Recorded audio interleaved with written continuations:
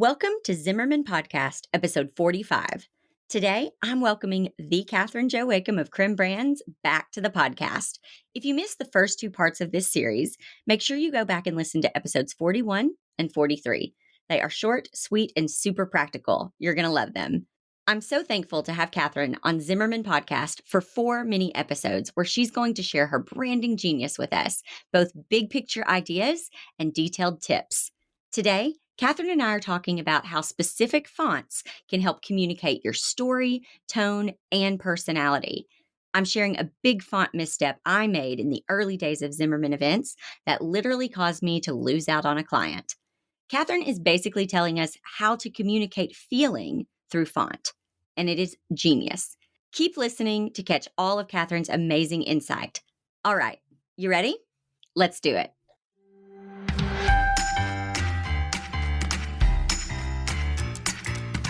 Welcome to the Zimmerman Podcast with your host, CEO, wedding professional, educator, and mom, Jessica Zimmerman. In just 2 years, Jessica went from facing bankruptcy to taking home a 6-figure salary.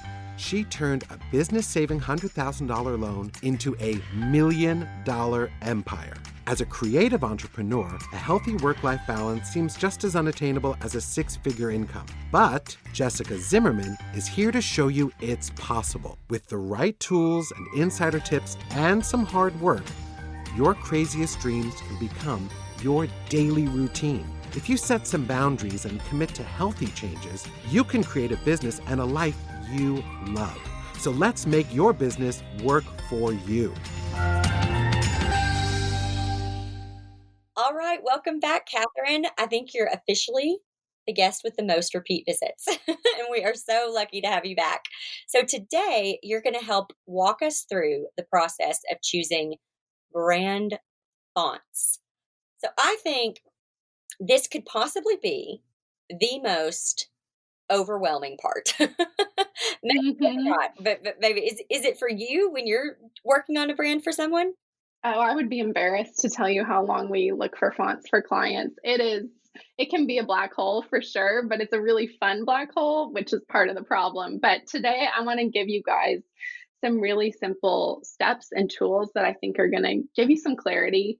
In our last episode, Jessica was talking about how you've got to make a decision, and the same thing goes with fonts. Yeah, you just gotta make a choice. You've got to go look and then you've got to make a decision. And I think maybe on our first episode together, I talked about getting inspiration from other websites that you like in different industries. Don't look at your own industry because you're going to end up making a copy of someone else. And I want to give this example because when I was trying to do before I hired you and I did my branding on my own, all I was doing was looking at other wedding websites. And the big trend then was those watercolor fonts. And so I was like, oh, we gotta have a, kind of a watercolor scripty font. That's when the like hand lettering fonts were really big too. So I was like, yeah, we gotta have that. And I don't think I would have ever picked that out on my own. I genuinely believe I chose one of those kind of hand lettering fonts because I saw them on so many other wedding websites and thought, oh, well, that's what you have to have. And what I think is really interesting is one of my first really good potential client appointments that I had. I was so excited about it, and the meeting went really well. And then they ended up not booking with me. And I called them and I said, hey, I just really enjoyed working with you. And listen, no hard feelings, but I want to work with people like you in the future. And I'm just wondering if you could give me any feedback. Like, is there anything that we did or we could have done better? And the mom told me that she could not read the proposal because of the hand lettering font. We had used that font in the title and on the prices. So she couldn't really read the prices because they were in this like really scripty font. And I thought, oh my gosh, okay, yeah, we got to change that. And so we changed the font and we never looked back. But that's why I say, don't go be inspired necessarily by your industry. just go get research and look at things that grab your eye because in other industries and get an idea of font that way. So that's my own personal font story. So let me just say I was super happy when I hired you and then you chose my fonts. Let's dive in. How do you choose fonts? How do you even start? Where do you begin? Well, fonts are communication. So, first and foremost, they need to be legible. Jessica makes a great point. I love that story. I think I just teared up a little bit crying and trying to not like laugh really loud while you were telling that story. That is And hilarious. I'm pretty sure it was like pale pink too. Like it had Uh-huh. everything going against it. Everything. Oh no, the odds were stacked against that proposal. But yeah, you want your fonts to communicate for you. You have an important message to share no matter what business you're in. And so the font needs to be readable, first of all. But second of all, it needs to communicate the right tone. So a font, you need to think of it, it's almost like a volume level slash accent, like a dialect type thing. You know, a font, it has a whole personality to it, is my point. And so the way you say words is going to change how they're perceived, right? I could say something really loud. I could shout it like from the rooftop. I could shout it in someone's ear angrily, or I could say it just gently and calmly and peacefully. Obviously, the way you say words really changes how they're understood. And you have to keep in mind, fonts are going to do that on some level as well.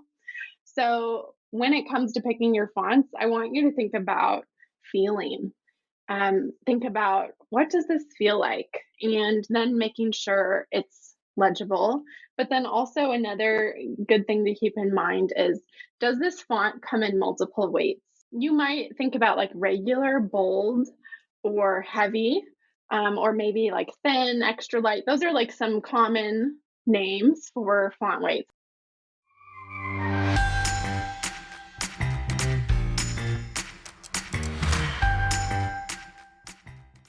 Want to know the first step to booking more clients? You've got to have a website. And not just any website, but a site built to book.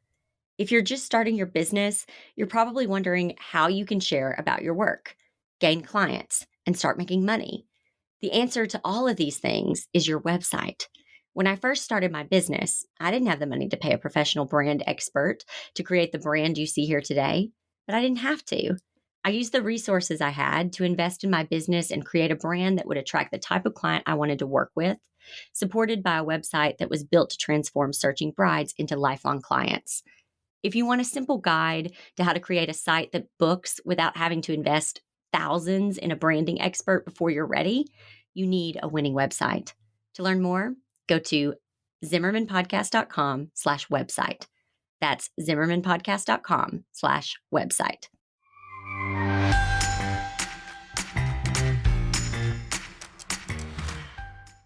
Every font that you've chosen for me, there have been all kinds of different weights, and they go from being super thin to really thick and heavy. And there are times that, I mean, even with the book, for example, the same font that's used for the title of the book, Sleeping with a Stranger, when you open up the book and there's the jacket, and Kathryn designed all this, but when the jacket, when you look at that, it's got my bio on one side and about on the other side of the inside jacket.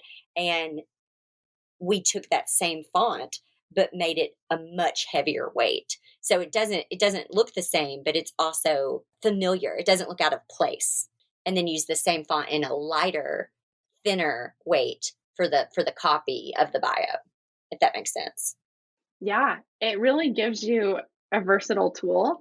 And so, for you, if you are putting together your own website, your own branding, I would recommend that you just pick two fonts, which that may sound really difficult to narrow it down, but I think that's just going to keep you safer. I'm not saying you can't pick more. Of course, that can be done really well, but that's going to probably guarantee more success for more people. And so, by picking a font family, that's what they actually call it, a family of different weights and styles. Styles would be regular or italic. You're just going to have a much more versatile tool. And then you don't have to worry about, oh, I need like this style. I need a script. I need a sans. I need a decorative. I need a geometric. You don't have to get crazy with all these different categories of fonts because you can pick one really versatile font family, like Jessica said, with different heaviness to it. So that's really helpful to do. And I would also think this is just a side note, non font expert opinion on the side here of mine. But I also think about what letter you might use a lot. For example, we use a J a lot for Jessica, and there are fonts that you and I have loved, but the J has been weird, and we're like, Hmm. no, we can't use that because that J is weird. We use J a lot, or a number because we use numbers obviously at different times, and there was one font we picked out at the beginning, and there was a zero that was weird. Remember that there was a weird Hmm. zero was weird, and I was like, we can't have that. And so we you have to take those kinds of things into consideration, I think, for my personal opinion, because if you are using certain letters over and over again, like I said, like a capital J, you want to make sure that you like that. Do you suggest having, like, for example, I love what you said about like what is the font saying? That's the best way to put it, Catherine. Honestly, that is the best way I've ever heard anyone describe this. Okay, so this should make it a lot easier, guys. When you're choosing a font, what is the font saying? So if I were going to look for a divorce attorney, okay, and their font was super scripty and happy and cutesy, I'm not hiring that person. Because if I need a divorce attorney, I need something strong and bold and almost scary. I don't know. You know what I mean? But I need someone who's gonna be like, "Oh, these people mean business. Like they know what they're doing." And sorry, that's just the only example I could come up with at the moment. Um, but I'm sure there's lots of different examples. But what is your font saying? And another good example of this is Catherine just did our website, jessicazimmerman.com. Now let me just say, so when she did zimmermanevents.com, zimmermaneducation.com, zimmermanpodcast.com, we worked with, I think, 2 fonts, right? 2? Yep. Hmm. Yeah, 2 fonts. And they were both very clean and professional.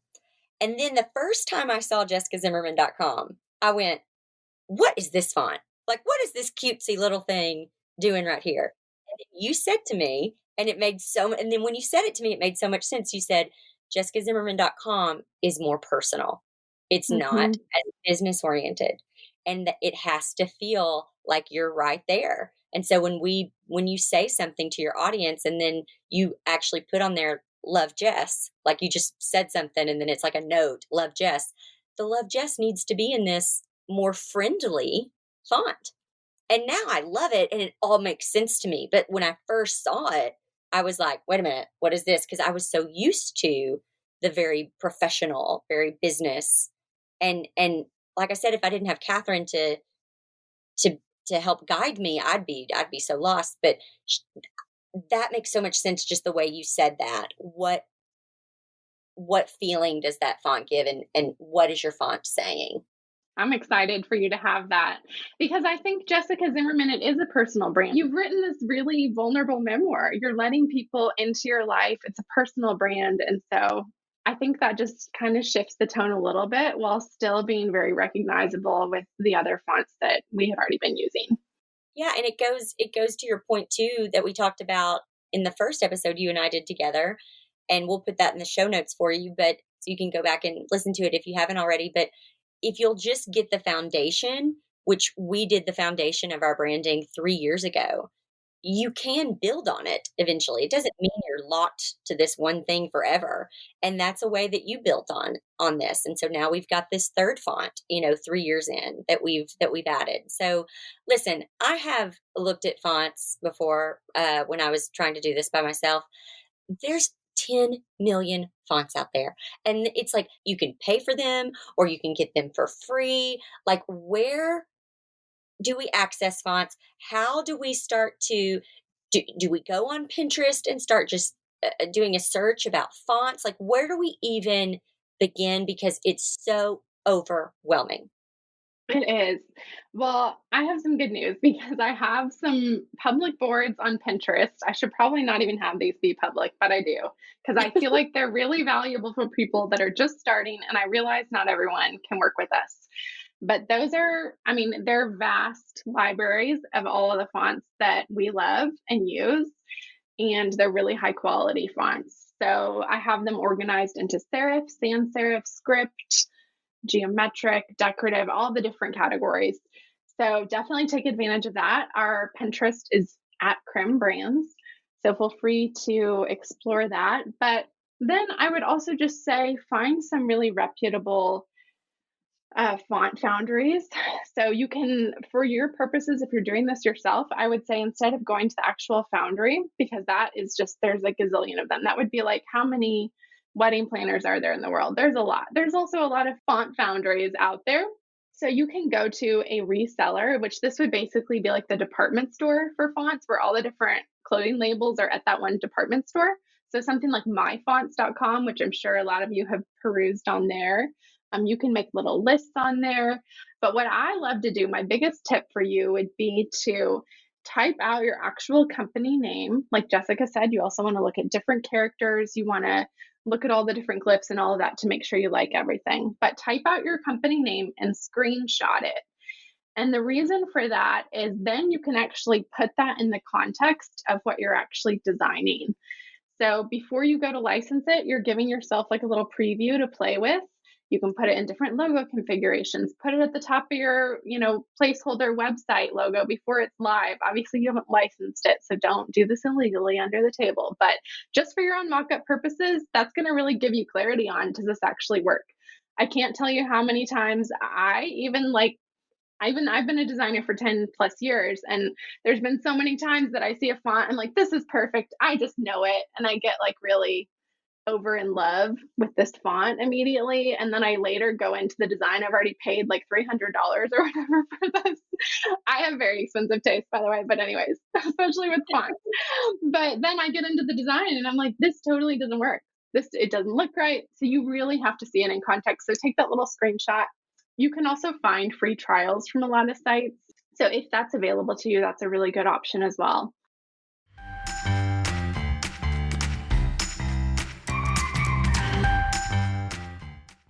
When I first started my business, I didn't have the money to pay myself, let alone pay a photographer to take pictures of my work.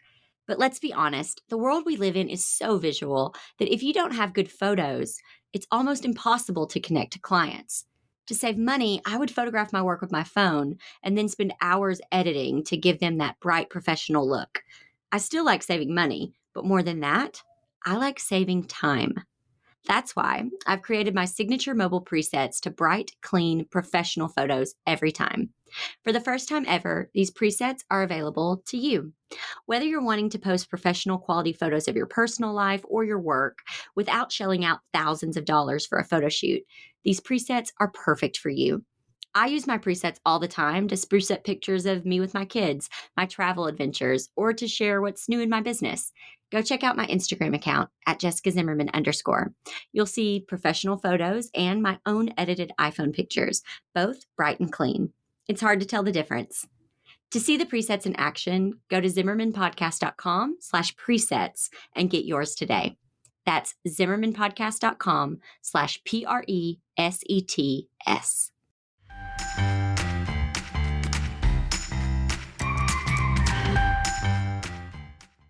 Like I said, use my example as your warning, as your your caution. If you are someone who gives quotes, big like itemized, a long list of quotes and stuff of numbers, make sure that the numbers are legible, as well, because that's important. But also, I just love what you said about you really do only need two. You really only need two. And when you look at my website, when you look at your website, I mean, even I love how there's a testimony on there, and the testimony itself is font A. Let's just say we have font A and font B. Is font A italicized? And then underneath it, the name, the hyphen in the name showing the testimony is still font A, but it's not italicized. And maybe it's a little thicker in weight. You guys are looking at websites, and what a lot of people are attracted to is something that is clean and simple. We want it to be easy on our eyes. And I think that sometimes when people are trying to do their own branding, we can get really excited about fonts and we don't want to make it, and we get down to 4 or 5 favorites and we're like, we can't choose. We're not going to choose. We're going to get them all. And it is busying your website. And so really two is the way to go there. Two is the way to go. Do you suggest, and I think you already probably explained this in the beginning about the whole feeling, or what is your font saying? But I think a lot of people go into it and think, I need a regular font and I need a script. And that is not the case, right? Oh, amen. It's definitely not the case. But I can see how, if you're looking at examples within a certain industry, you might think that's the way you have to go. But ultimately, I think you could go with a serif and a sans serif. There's even situations where you can I don't go even with, know what that means. What is oh, answer? I don't even know yeah, what let me unpack that. Sorry. I get like, I'm so into fonts. Oh my goodness. I'm sorry, guys. I'm just nerding out about all this stuff. I love it. So, No, but we need to know it. We need to know it. It doesn't have yeah, something to do with the hooks. that's it. That's it. You nailed it. Yeah. So it's basically just the terminals of the letter. So terminal meaning like the end of it. There's the little hooks, like Jessica's saying. That's a serif. Like a T. Sometimes a T hooks like a Mm-hmm. J, like a lowercase T will Mm-hmm. hook like a J, and sometimes it doesn't. So a Yep. serif font, does a serif font hook or not hook? It has the hooks. Yep. Okay, so a serif font hooks. Okay, so go ahead, keep And explaining. then sans just means without. So literally without the hooks would be sans serif. So those are going to be your two most common categories, but you also have scripts. There's a bunch of different ones, which I don't think we need to get that technical, but I would say you can just pick a sans serif and a serif, and that will serve you really well, especially if you're wanting to use this for maybe the first 2 years you're in business, and then you want to elevate up level, after that with a full rebrand with a designer.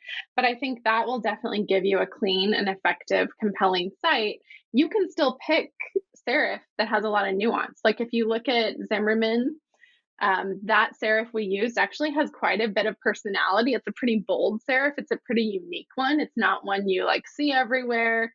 It's more of like, it's got like this high-end fashion vibe, but in a very different spin. So it was something that we just really fell in love with for Jessica 3 years ago.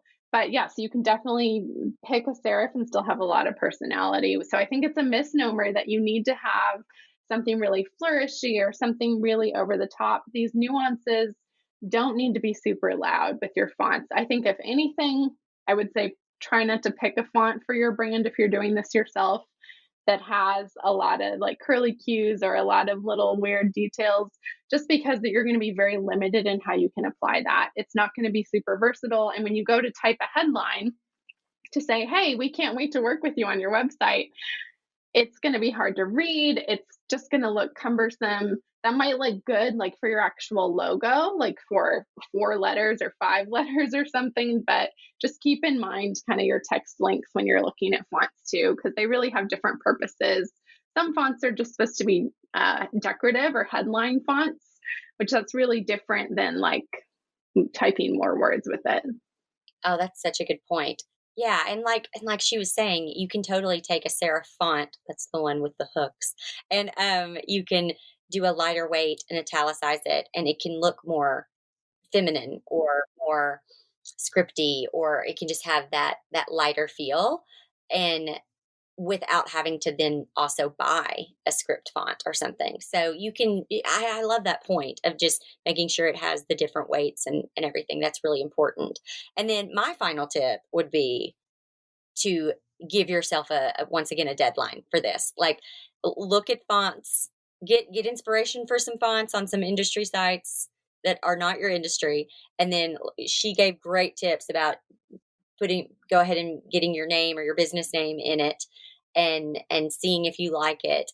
And then do not let this last a month. You know what I mean? Like do not, no, that's not helping. Give yourself, a deadline to do that, and to knock this out. Get it done so you can get going and actually get, clients and start making money, because that's what you're in it for. At the end of the day, we're in business.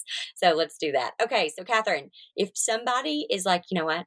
I just don't have the energy to look at fonts, and I just want to hire you. Tell us where they can find you. And then, guys, next time we are going to talk with Kathryn on our fourth and final mini episode. So I'm so excited. But go ahead and tell us where we can find you. At Creme Brands on Instagram, or cremebrands.com is our website. Perfect. Okay. Well, thanks for being here, Kathryn. Thank you so much, Jessica. Thanks for tuning in to this episode of Zimmerman Podcast. Make sure you listen to all the episodes in this mini-series with my branding expert and friend, Kathryn Joachim of Creme Brands. This series is chock full of practical advice, and every episode with her is like a branding masterclass. We have just one episode with Kathryn left, so don't miss it. And remember, we are just a few short weeks away from the launch of my memoir, Sleeping with a Stranger. If you love listening to this podcast, you've got to get the audiobook. If you're dying to hear more, you can get it May 1st, so mark your calendars. I'll see you next time on Zimmerman Podcast. If you loved what you heard today, even if you liked it a lot, you should subscribe and leave a review. We'll see you back here next time in the Zimmerman Podcast.